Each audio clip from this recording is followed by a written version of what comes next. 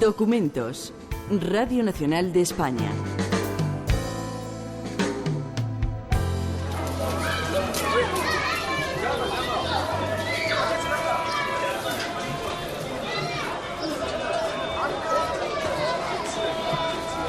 Hubo tres grandes ciudades míticas en el Mediterráneo árabe de los años 30, 40, 50, que fueron Beirut, Alejandría y Tánger, en los cuales convivían poblaciones locales, poblaciones árabes, con extranjeros, con ingleses, franceses, en el caso de Tánger españoles, alemanes, y entonces también convivían todas las religiones del mundo, judíos, cristianos, musulmanes. Fueron tres modelos de ciudades cosmopolitas en el mundo árabe.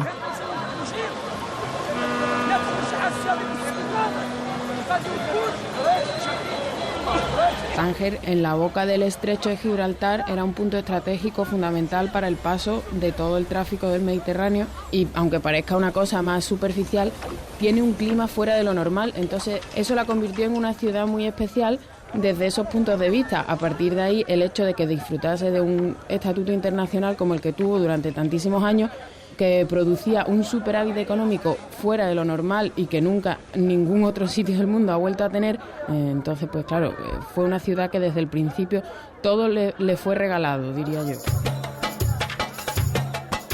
Tánger llegó a tener en los años 50, al final de la Guerra Mundial, más de 150 sucursales bancarias. Yo recuerdo haber visto cuando yo estaba en el banco los sótanos del Banco de Estado de Marruecos, que está en el Boulevard Mohamed V, donde veía yo ahí los anaqueles de hormigón armado con una cantidad impresionante de lingotes de oro.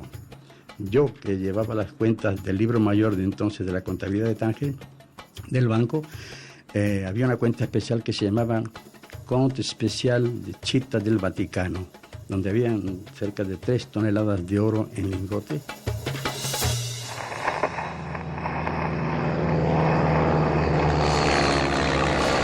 Tánger fue centro de espionaje histórico. Durante la Primera Guerra Mundial fueron una serie de espías impresionantes, y esos espías siguieron trabajando durante la Guerra Española, y luego ya durante la Guerra Mundial evidentemente es cuando ya estalla la espionitis y todo el mundo espía tal. Se decía que los espías americanos e ingleses estaban en el Hotel Minsa, que los espías franceses estaban en el Hotel Villa de France y los espías españoles en todas partes.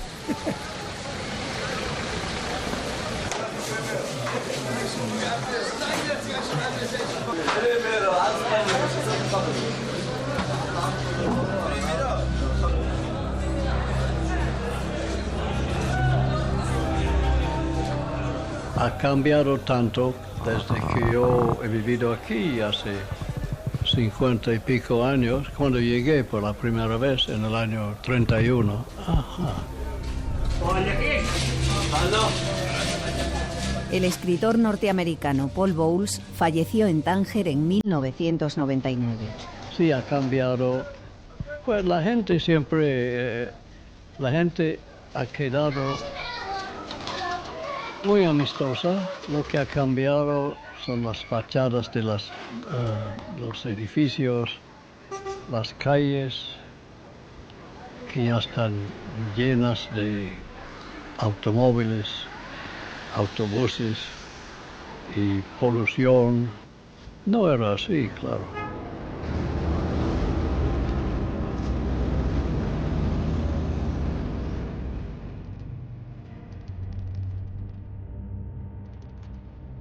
Tánger Internacional, la ciudad de las 1001 historias.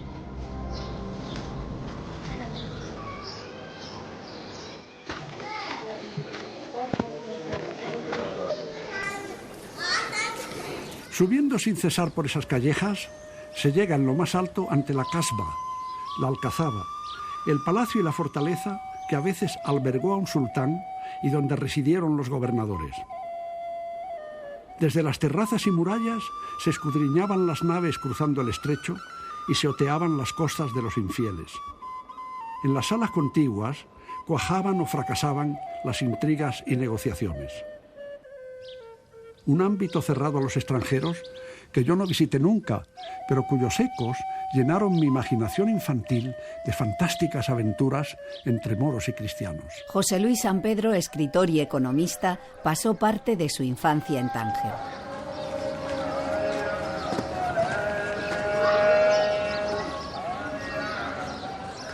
Tánger, a lo largo de los años, fue la principal entrada a Marruecos, el acceso hasta el fez de los sultanes, utilizado por los embajadores, los negociantes o los misioneros.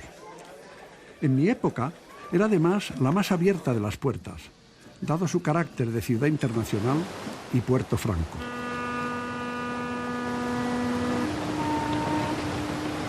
Creo que, a pesar de todo, yo sí que he llegado a la conclusión de que sí que existió un Tánger legendario que estaba compuesto de factores económicos y de factores culturales. Ramón Buenaventura nació en Tánger. Es autor de la novela El año que viene en Tánger. Los factores económicos son muy sencillos de explicar. Tánger estaba regido por un número de potencias internacionales que crearon su estatuto y que llevaban su gobierno en turnos de mando, y las potencias competían en ver quién era la que se gastaba más dinero en Tánger y la que pagaba mejor a sus funcionarios. Eso hacía que la ciudad fuera una ciudad muy rica, una ciudad por la que realmente circulaba el oro en el sentido literal de la palabra, y que allí por sus calles anduvieran los coches más espectaculares y que todo lo que salía en el mundo se vendiera al día siguiente o estuviera disponible en Tánger el día siguiente.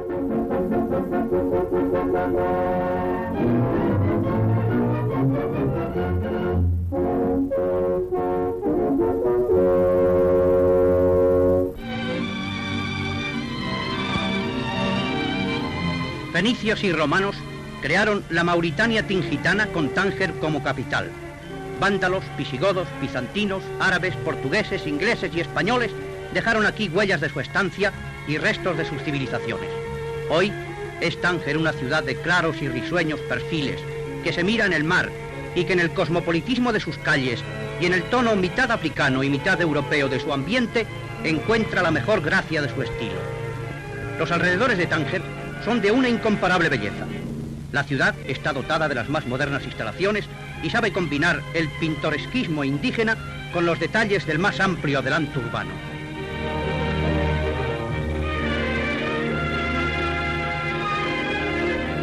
También son visibles las obras de asistencia indígena realizadas por las autoridades españolas. Grupo Escolar José Antonio, magnífica obra pedagógica, y el gran estadio municipal. Cada país pagaba y subvencionaba sus propios proyectos. Entonces eso quería decir que todas las escuelas, todos los hospitales. Entonces, si todo eso estaba pagado por cada país, no era un gasto que tenía la ciudad. Rocío Rojas Marcos es autora del libro Tánger, la ciudad internacional, publicado por la editorial Almed. La ciudad solo tenía gasto pues en mantenimiento, en limpieza, y ingresaba muchísimo porque la aduana era pues puerta abierta para todo y todo pasaba por un arancel que cobraban, y las facilidades de establecimiento de empresas que se produjeron pues fue eso de paraíso fiscal. Entonces, claro, todas las empresas quisieron tener sede en Tánger. En Tánger se situaron un montón de empresas que se hacían en 24 horas, una sociedad anónima se hacía en 24 horas con 2 individuos, ¿no? No tenías que pagar nada, lo único que tenías que pagar una patente que era relativamente pequeña. Leopoldo Ceballos es autor del libro Historia de Tánger, Memoria de la ciudad internacional. Bueno, pues hace falta pensar que estamos en los años 40-50, cuando en España estamos en la peor época de nuestra historia reciente, ¿no? En Francia acaba de salir una guerra mundial, un paraíso como es Tánger, donde no tengo imposiciones fiscales, donde tengo mano de obra barata, donde etcétera, etcétera, etcétera. Digo, coño, yo me voy allá. El capital va allí donde puede sentir un cierto refugio. Tomás Ramírez es autor del libro Si Tánger le fuese contado, publicado por Innovación y Cualificación. Todos los europeos perseguidos, sean judíos o no, perseguidos por los franquistas, por los nazis, por los fascistas, por los rusos, por los comunistas, todos estos que tenían un capital, todos lo llevaron a Tánger, cada uno a través de sus bancos respectivos, ¿no? Entonces Tánger era una ciudad floreciente porque tenía dinero para dar, prestar y regalar a todo el mundo.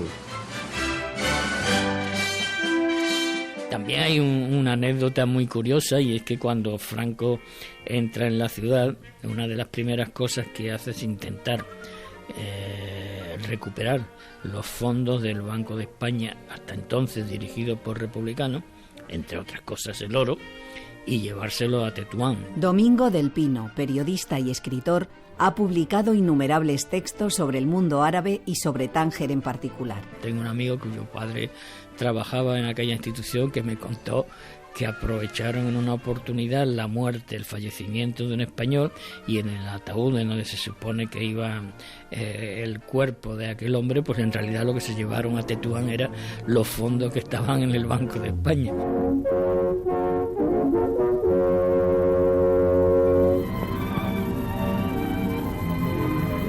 A la altura del Cabo Espartel, en la costa de Tánger y frente al estrecho de Gibraltar, confunden sus aguas el mar Mediterráneo y el océano Atlántico.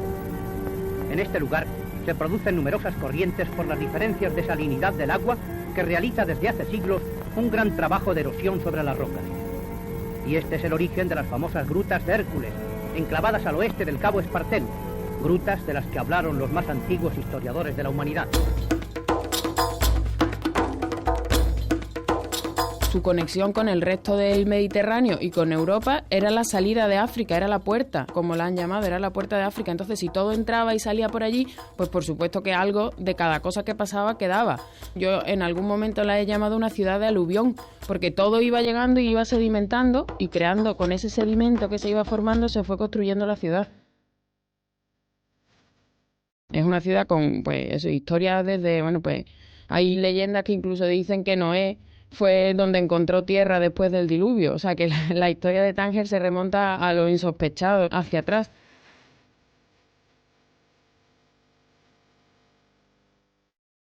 Los judíos creen que la palabra Tingis viene de Tinga, y Tinga es una mala pronunciación de Tinja, con Y. Es decir, el barro vino. Cuando después del diluvio universal Noé soltó una paloma, al volver traía las patitas llenas de barro. Y entonces fue cuando dijo la expresión aquella de Tinja, llegó el barro, es decir, llegó, la tierra se secó y ya podían los hombres habitarla. Una impronta básica que no desaparece, que sigue todavía, es la bereber. Los bereberes están extendidos por todo el norte de África, ¿no? Desde Libia hasta Marruecos. Por lo tanto, ahí hay un pozo bereber importantísimo, pero hay un pozo enormemente extraordinario que es el judío. A principios del siglo I, un escritor, me parece que es Estrabón, describe las colonias judías allí. Por lo tanto, Tánger no es una ciudad que tenga raíces árabes, tiene fundamentalmente raíces bereberes, árabes y judías, ¿no? Y luego posteriormente pues llegan ya los cartagineses, que están de paso, pero los romanos, que crean las redes de comunicación de Tánger, y además establecen que Tánger es la capital de la zona tingitana. Así que todo eso hace que el pozo de Tánger sea prácticamente único desde el punto de vista, digamos, histórico.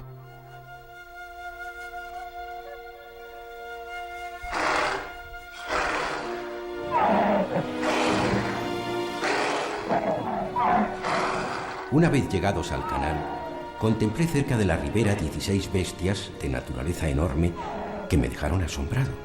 Fragmento del libro de viajes a través del Islam de Ibn Battuta. Y pensé que se trataría de elefantes, los cuales abundan por allá. Pero luego vi cómo entraban en el río y dije a Abu Bakr Yaqub: ¿qué animales son estos? Él me respondió: se trata de caballos de mar que salieron a pacer a tierra. Son más gruesos que los caballos.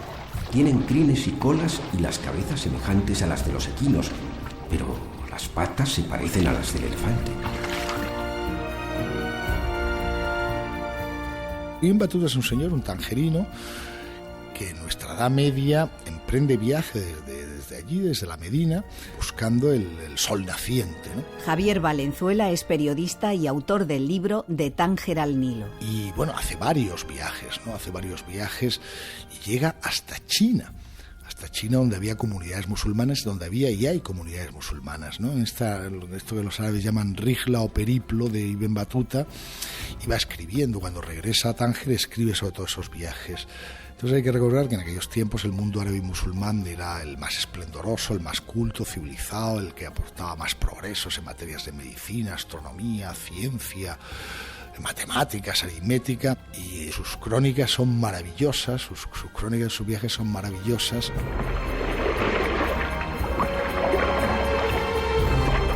Desde Tombuctú embarqué en el Nilo en un barquichuelo vaciado en un solo tronco. Por las noches bajamos a tierra en las aldeas para comprar lo que necesitábamos, tanto víveres como manteca, que trocábamos por sal, especias y adornos de vidrio. Y arribamos a un poblado cuyo nombre se me ha borrado, pero que tenía por jefe a un haji distinguido llamado Farbá Suleimán, famoso por su bravura y fuerza, hasta el extremo de que a nadie le era dado tensar su arco.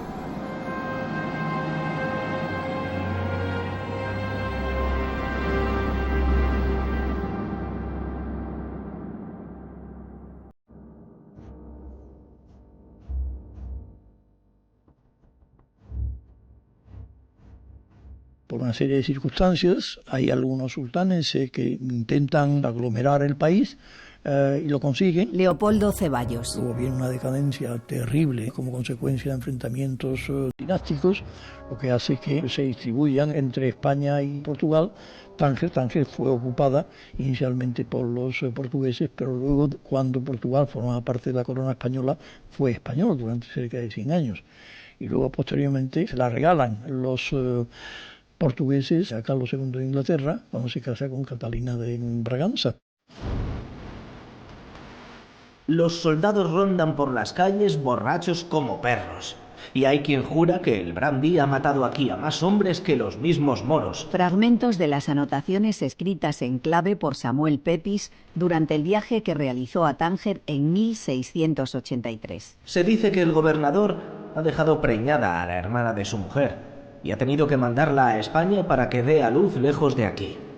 Y mientras él se refocila con sus putas en una pequeña casa de baños, su esposa, a la que no deja salir de casa por miedo, manda llamar a sus galanes y se comporta como una ramera en su propia casa. Bueno, y ahí se quedan durante 20 o 25 años los ingleses, pero como un gran sultán, que era Mulay Ismail, estaba acosando a Tánger, cogieron y abandonaron Tánger y lo dejaron en manos de los marroquíes. Y a partir de entonces, pues Tánger vuelve a ser, final del siglo XVII, vuelve a ser marroquí. El imperio jerifiano, entre otras cosas, muy poco adicto a la convivencia con los extranjeros, pues se va replegando hacia el interior del país y prefiere mantener a los dignatarios de las potencias occidentales alejados de la corte, que estaba o en Marrakech o en Mequinez, y poco a poco Tánger se va convirtiendo en la capital diplomática del reino. Domingo del Pino. Y entonces esa situación de ciudad internacional, ciudad periférica del imperio y sobre todo alejada de la capital del imperio y de la corte, pues se va consolidando sobre todo en los siglos XVIII y XIX, y llegamos al XIX con una auténtica capital diplomática.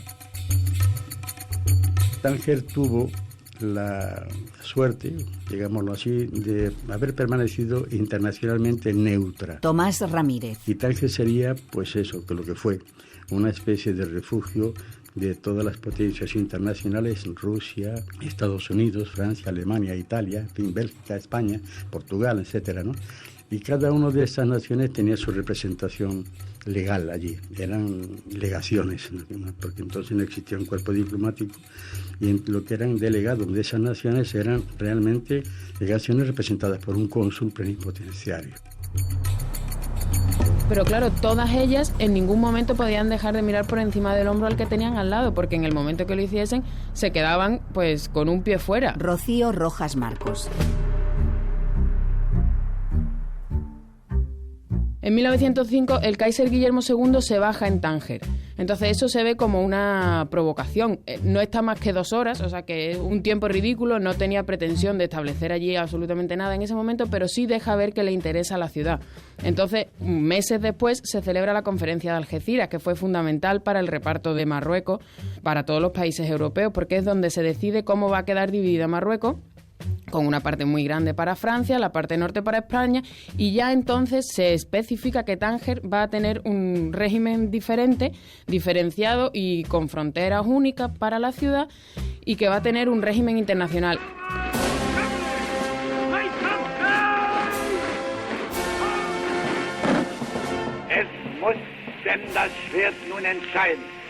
Es la espada la que debe decidir. En tiempos de paz nos ataca el enemigo. Por eso, a las armas. Palabras del Kaiser Guillermo II declarando la Primera Guerra Mundial en agosto de 1914.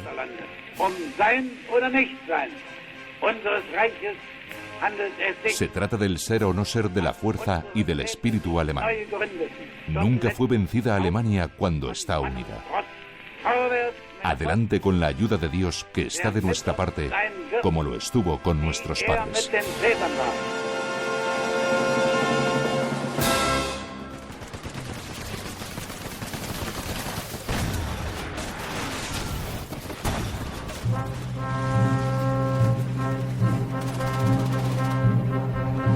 Cuando se inicia la guerra, los franceses y los británicos consiguen que se expulse a los alemanes. Y no solamente son expulsados los alemanes oficiales, sino también los pobres alemanes que estaban ahí negociando y que a lo mejor no eran ni apoyaban al Kaiser, ni luego posteriormente apoyaban al nazismo, ¿no? Es decir, echan de Tánger a todos los alemanes y a los austriacos, ¿no? Hasta tal punto que algún austriaco importante, para no irse de Tánger, se nacionaliza español. Y ya llega el punto final cuando el Estatuto de Tánger en 1923 crea prácticamente una ciudad-estado. Una ciudad-estado en la cual hay un jefe de Estado, que es el sultán de Marruecos, representado por el Mendub. Mendub significa enviado, que hay una asamblea legislativa, el poder legislativo, hay un poder ejecutivo representado por el comité de control, formado por los cónsules de los distintos países, hay una administración internacional y hay una policía internacional. Pero todo eso es un conjunto de elementos que concurren en Tánger y que hace que Tánger sea algo súper excepcional. Promulgaba sus propias leyes que entraban en vigor, tenía su propio régimen arancelario, el control de las aduanas de todo lo que pasaba por la ciudad, tenía un tribunal mixto de justicia, que mixto le llamaban porque se podía juzgar a cualquier tipo de persona, basado en cualquier ley, religión, o sea que no había ninguna impedimenta en nada.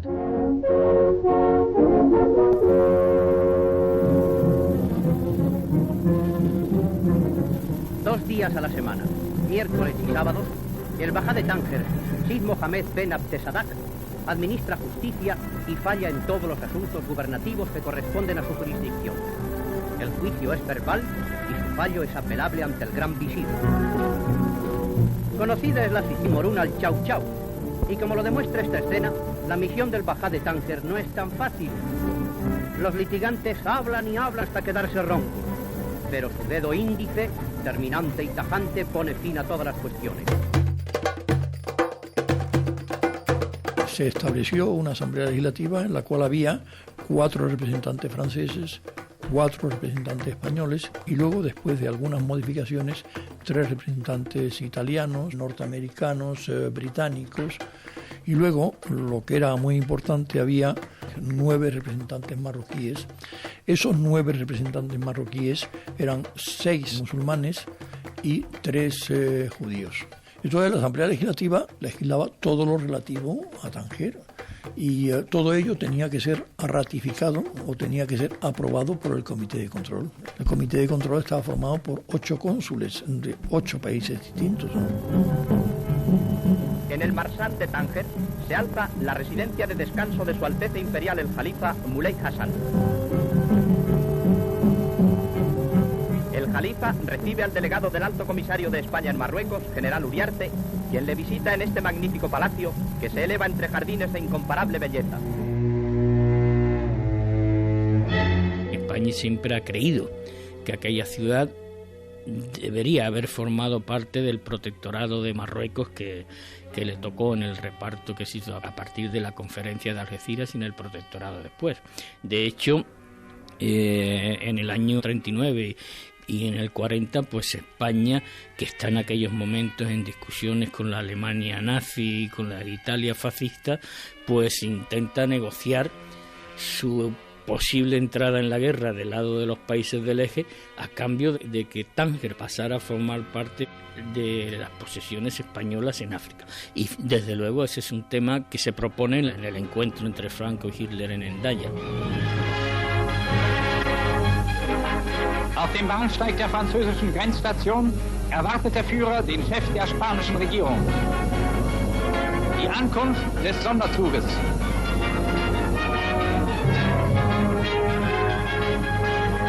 Zum ersten Male begegnen sich hier der Führer und der Caudillo.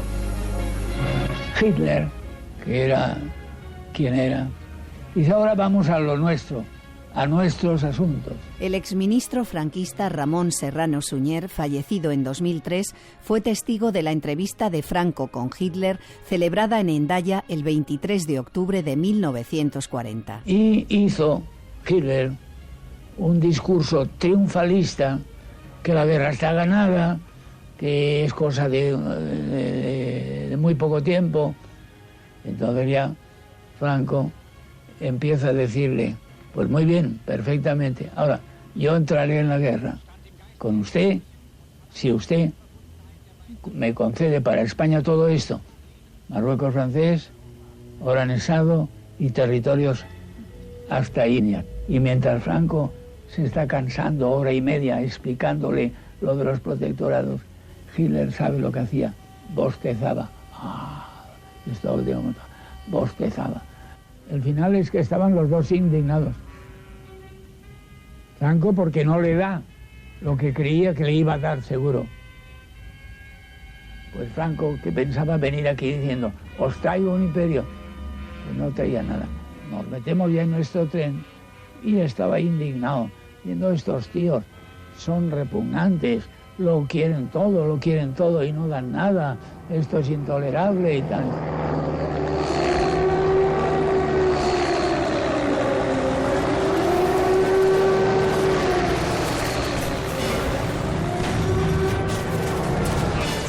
En el año 40 había temor de que Tánger fuera conquistada, ya fuera por los italianos apoyados por los alemanes, ya sea por los franceses apoyados por los británicos.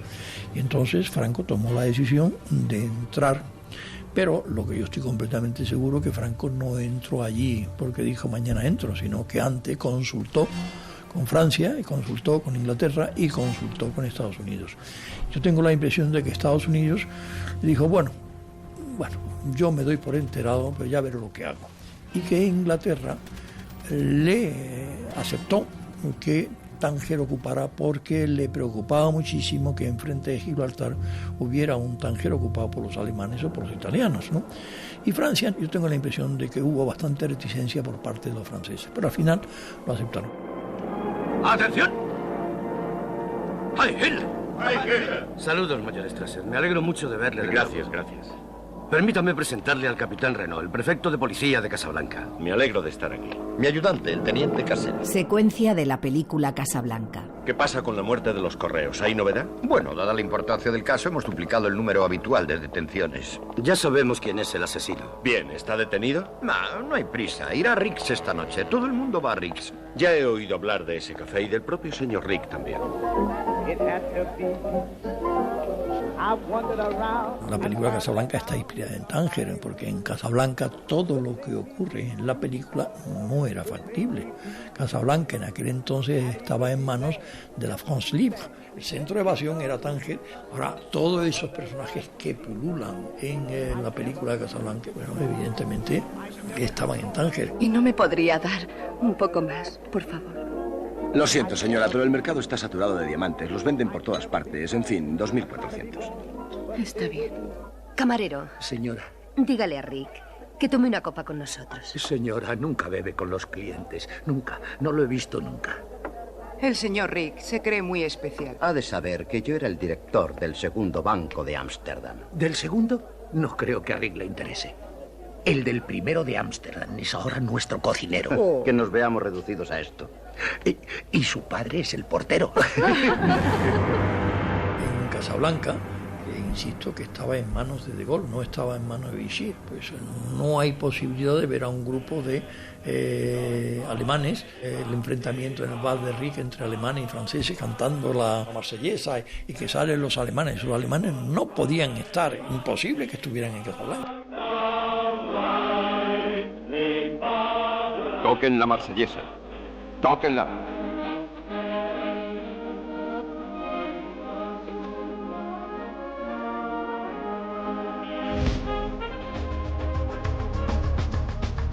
La neutralidad de Tánger se supone que estuvo garantizada entre 1940 y 1945 por la ocupación de que lo hizo objeto el Estado español.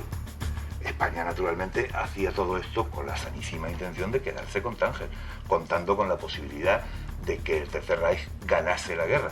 Ramón Buenaventura, escritor nacido en Tánger. A partir de aquella época empieza el verdadero paraíso de Tánger, porque empieza a chorrear el dinero en Tánger. ¿Por qué chorrea? No por esas leyendas del contrabando y de toda esta historia, sino realmente porque todas las potencias estaban poniendo una enorme cantidad de dinero en Tánger para hacer más fuerte su influencia en la zona.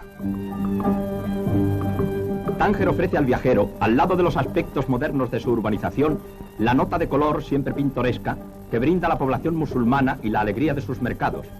El popular Zoco Chico continúa siendo uno de los lugares preferidos por forasteros y turistas, y es en esta zona donde se efectúan toda clase de transacciones y donde tienen su asiento los puestos destinados al cambio de las monedas.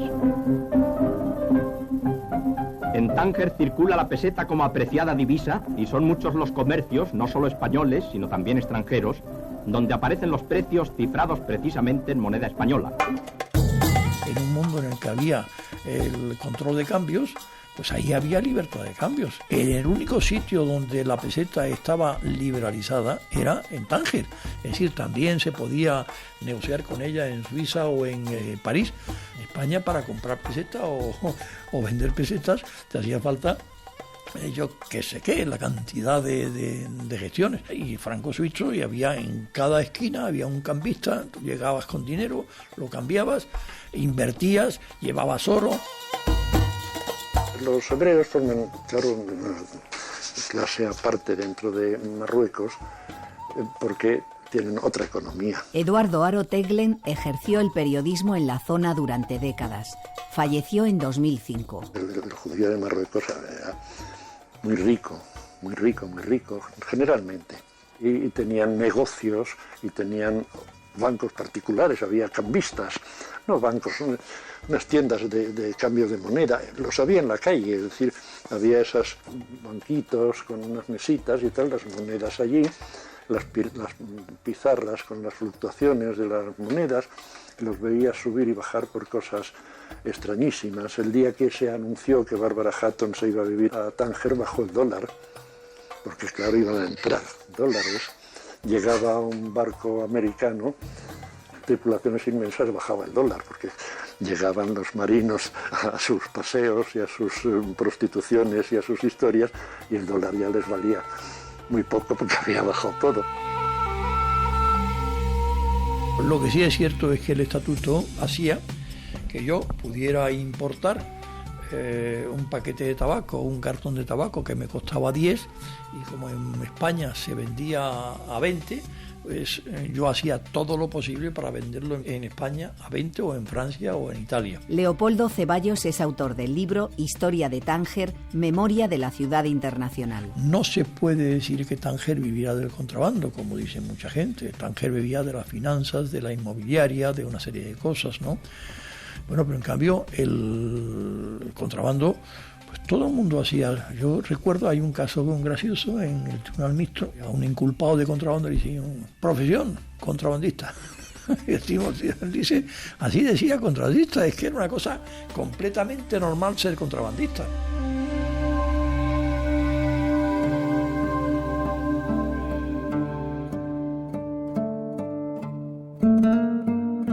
Yo creo que cuando 16 países gobiernan sobre un lugar, en realidad ninguno gobierna, afortunadamente. Domingo del Pino, periodista y escritor, ha publicado innumerables textos sobre el mundo árabe y sobre Tánger en particular. Porque eso permite que la gente esté más preocupada por el trabajo, por la libertad, que es lo que había en Tánger, y gracias a eso, pues los enfrentamientos de otro tipo, pues allí por lo menos no tuvieron lugar. No tuvieron lugar, eso no quiere decir que no hubiese roces entre comunidades, pero en realidad son roces menores, que no forman parte de ningún rechazo a una otra cultura, ni de ningún rechazo a otra persona por razones de credo religioso o de raza.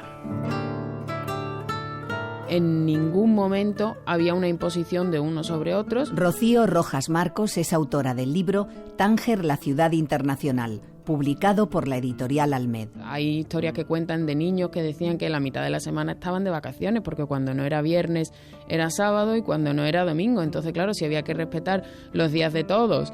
Había hindúes que también tenían sus fiestas, no muchos, pero los había con presencia relativamente importante porque también eran comerciantes. Entonces, claro, era una ciudad de locos, todo tenía cabida. Yo crecí sin tener ni la más mínima sospecha de qué podía ser la censura, de cómo alguien podía prohibir que alguien leyera un libro o ver una película, y además encima con el valor añadido de que por el hecho de haber aprendido idiomas allí, que los aprendíamos naturalmente, teníamos la capacidad para leer los libros y ver las películas en sus versiones originales. Yo creo que eso ya configura un pequeño paraíso. Si a eso añades el hecho de que allí convivían sin mezclarse, porque la mezcla es una leyenda, tres culturas como la hebrea, la musulmana y la cristiana en distintas variantes, y que además la ciudad tiene una historia mítica, pues oye...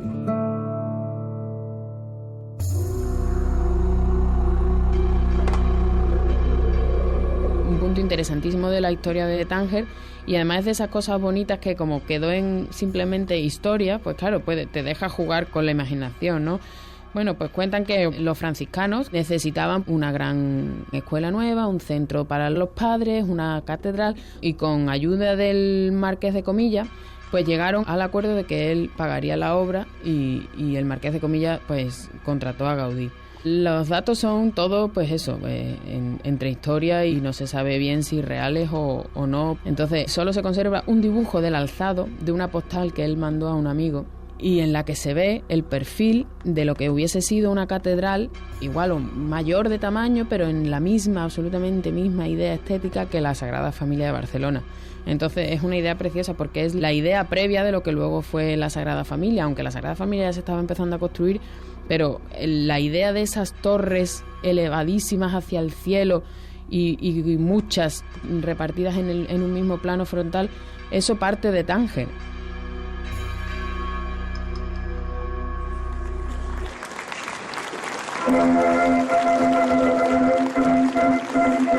El Teatro Cervantes es un ejemplo, o el gran ejemplo, ¿no?, diría yo, de cómo una ciudad como Tánger de pronto pega un salto cualitativo y se convierte en una ciudad al nivel de todas las demás ciudades europeas y más, porque es un teatro de primera categoría, o sea, pasa a ser lo que se considera teatro de primera categoría, y todos los artistas grandes del momento quieren pasar por allí. O sea, mi anécdota preferida es el hecho de que Caruso cantase en Tánger.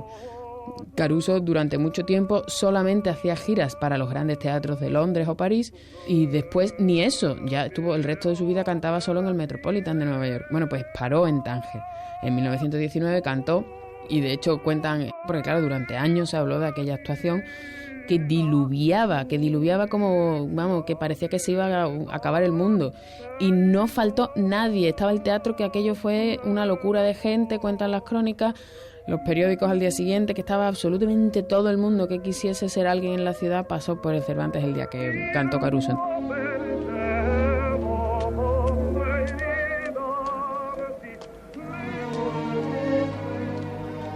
Secuencia de El cielo protector de Bernardo Bertolucci, adaptación de la novela de Paul Bowles. Tal vez seamos los primeros turistas que llegan aquí después de la guerra. Tanner, no somos turistas, somos viajeros. Oh. ¿Y cuál es la diferencia? Un turista es el que piensa en regresar a casa desde el mismo momento de su llegada, Tanner. Mientras que un viajero puede no regresar nunca. ¿Insinúas que yo soy un turista? Sí, Tanner. Y yo, mitad y mitad. Me parece que usted vino a Tánger porque se lo recomendó Gertrude Stein. Sí, es la verdad, sí. Ella había venido aquí muchos años antes. Y yo estuve en su casa en Bélignan, en el sudeste de Francia. ¿Era una mujer tan excéntrica como parece que dicen de ella? ¿Excéntrica? No. Yo no creo, no. Yo la encontraba muy concéntrica. Fragmento de la entrevista que Elvira Huelves realizó a Paul Bowles para Radio Nacional en 1990. ¿Y qué me dice de Burroughs? ¿Era quizá él más excéntrico? ¿Él? Pues claro, es otra cosa. Cuando uno toma heroína, uno se vuelve excéntrico. Eso no cabe duda. Y sí, él se puede decir que es excéntrico. Él vivió, de hecho, en una casa aquí en Tánger, ¿no? Él vivió en la Medina, sí. Sí, donde se quedaba todo el día en su cama con una pistola tirando a la pared, enfrente de él, que estaba completamente, ¿cómo se dice? Agujereada. Sí.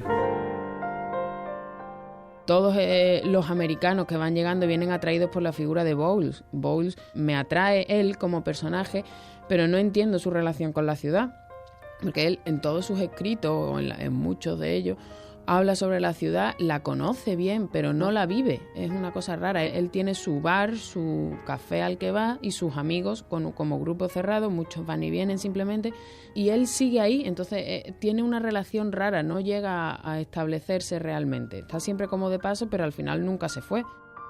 Pero nosotros no teníamos una idea clara de qué era lo que podían estar haciendo esos señores. Ramón Buenaventura. Esos señores que se reunían en un bar y que hablaban de sus cosas. Y allí el único tangerino que verdaderamente tenía una vinculación con ellos era Emilio Sánchez Soto, un hombre que estuvo muy vinculado siempre a esta gente y que siguió con ellos luego en los años 60, cuando ya, una vez independiente Tánger, esta colonia fue la que se quedó con la imagen de Tánger, porque la imagen internacional de Tánger es la de esta colonia anglosajona.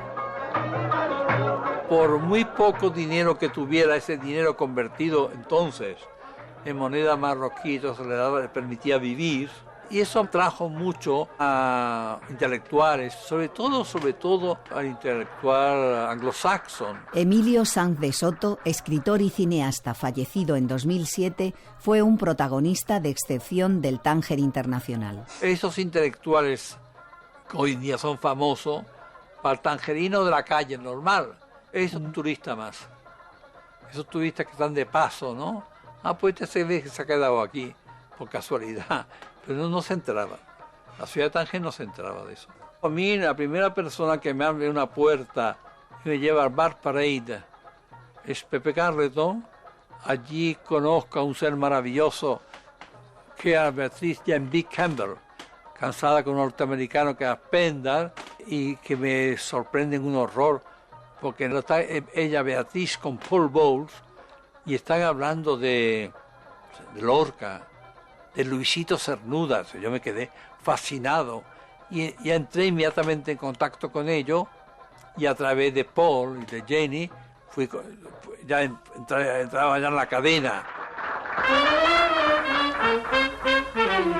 Tennessee Williams vivía una vida muy lujosa en Tánger. Cuando venía le gustaba que sea invitado a las fiestas. El escritor tangerino Mohamed Chukri, muerto en 2003, es autor de El pan desnudo, una de las novelas más importantes de la literatura marroquí. Tennessee Williams es que trabajaba, él se ponía a escribir a partir de levantarse a las 8 por ahí, y se ponía a trabajar casi todo el día.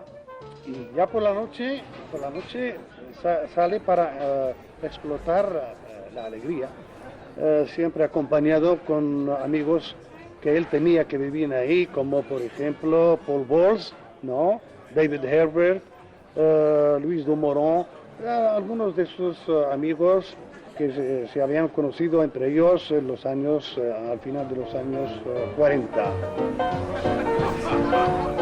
Pero Pero sí que es cierto que el hecho de que ellos escribieran desde Tánger y sobre Tánger le dio a la ciudad una dimensión extraordinaria, ¿no? Javier Valenzuela es periodista y autor del libro De Tánger al Nilo. Entonces, claro, contribuyeron mucho a la leyenda de Tánger, pero la actitud personal era, sí, un poco colonial la de estos norteamericanos y británicos. Tánger era estupendo para ello, pues claro, el whisky era barato, había chicos y chicas a disposición, había hashís para los que quisieran fumar hashís, y con muy poco dinero pues podían tener unas residencias estupendas y sirvientes. Pero lo que quieren es disimular. Su vida va por dentro. Si en su vida beben, se drogan o aman a 14 efebos de 10 años, lo harán de forma que no se note. Eduardo Aroteglen ejerció el periodismo en la zona durante décadas. Falleció en 2005. Terminaba de trabajar a las 2 de la mañana y entonces me iba a tomar unas copas. Cogía el coche, recorría. En cuanto veía los coches que había en las puertas de los bares, sabía quiénes estaban dentro. Y las personas con las que yo tomaba alguna copa era la princesa Pacelli, sobrina del Papa Pacelli, que entonces era el Papa. Bebía una condenada, nos gastábamos bromas. Tengo una anciana, no era una cosa de coqueteo de nada, de copas y eso. Y al día siguiente no me reconocía, o si me reconocía no. Y eso pasaba a veces luego con Truman Capote o con Tennessee Williams. A la mañana siguiente no puedes hablar de lo que has hablado por la noche.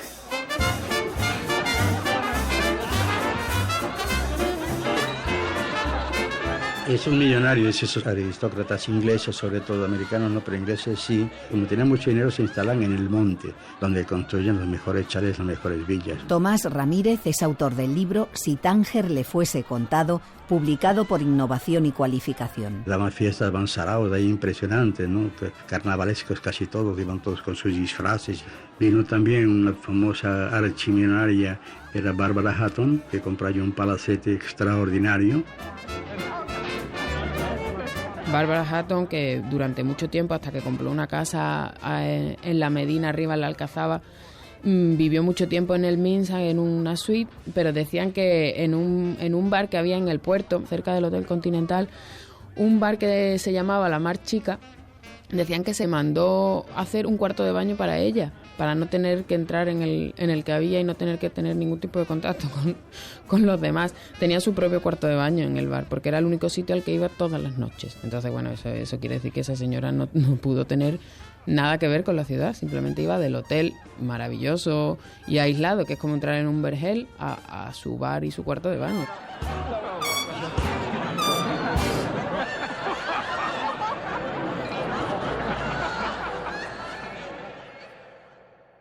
Para una vez que tuve un novio. Suerte la tuya, Juanita. Fragmento de la vida perra de Juanita Narboni de Ángel Vázquez en versión cinematográfica de Javier Aguirre. Aquel domingo de piñata que fuimos al baile del Cervantes, mamá llevaba un dominó malva. Yo iba de colombina. Y a él había que verlo de Pierrot, cómo se contoneaba. Con la carita empolvada que parecía una taladera de polvos tocalón. Y la orquesta tocaba los primeros compases de fascinación. Y él no hacía más que mirar a Pepe Hurgado, el bombero, que ya a mí aquello me escamó. En la tarantela, cada vez que pasábamos al lado de Pepe, él meneaba la gola con un nerviosismo. Rompe, Juani, rompe con todo, con toda tu alma, va rompiendo así todas tus equivocaciones. Rompe, rasga y olvida, aunque no perdones, que eso es la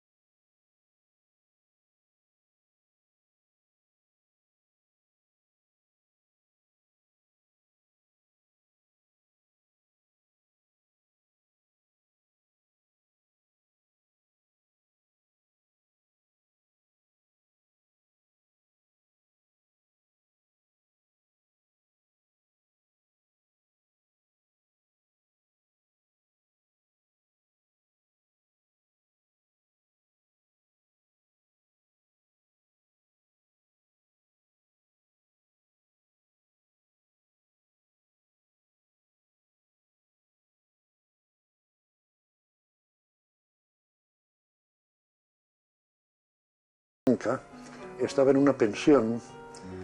En la pensión fingía que tenía un trabajo para que no le echaran.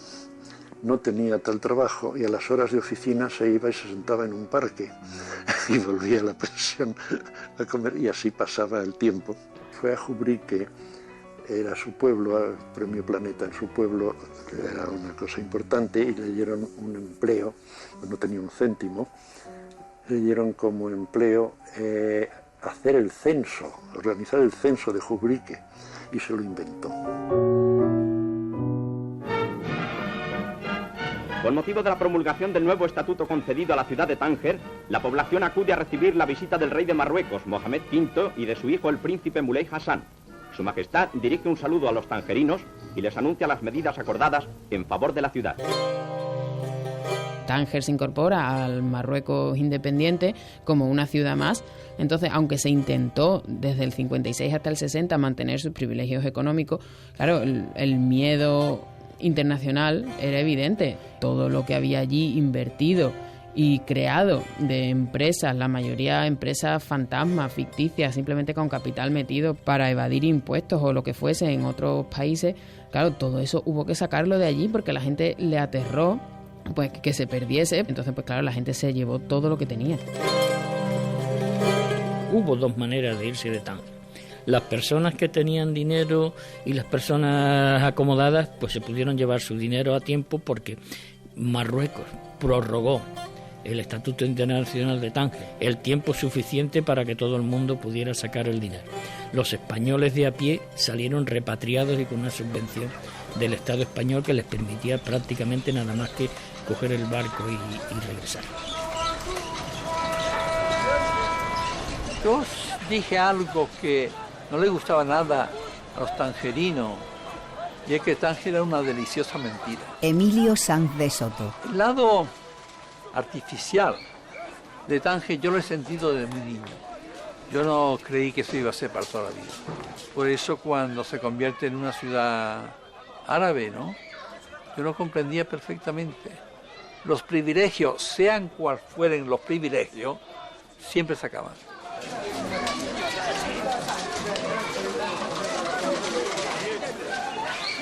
Tánger Internacional, la ciudad de las 1001 historias. Un programa de José Manuel Delgado. Realización y montaje, Maica Aguilera, Amparo Hernández y Mercedes de Prado. Narradora, Modesta Cruz. Con las voces de Juan Suárez, Javier Lostalé y Daniel Sánchez. Dirección de la serie, Juan Carlos Soriano. Documentos es una producción de Radio Nacional de España.